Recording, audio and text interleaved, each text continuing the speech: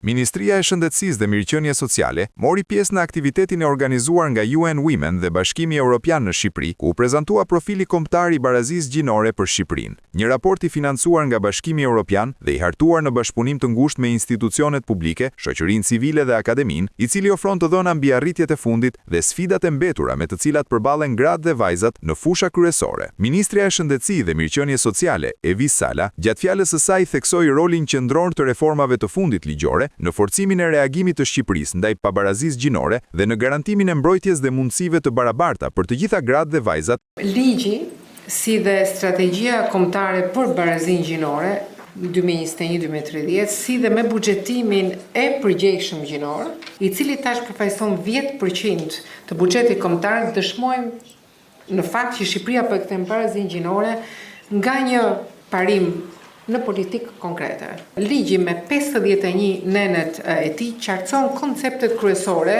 që prej vitesh përdoreshin por të papërcaktuara. Dhuna digjitale e grave në politikë dhe në qeverisje.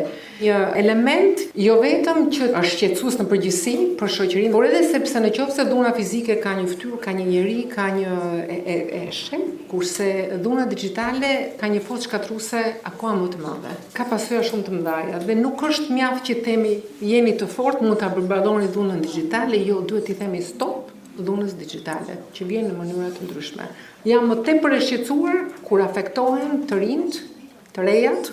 Kam si një sfidë personale tash që duhet vërtet të japim një vend të veçantë dhunës digjitale, dhe ajo ka barazi gjinore sigurisht.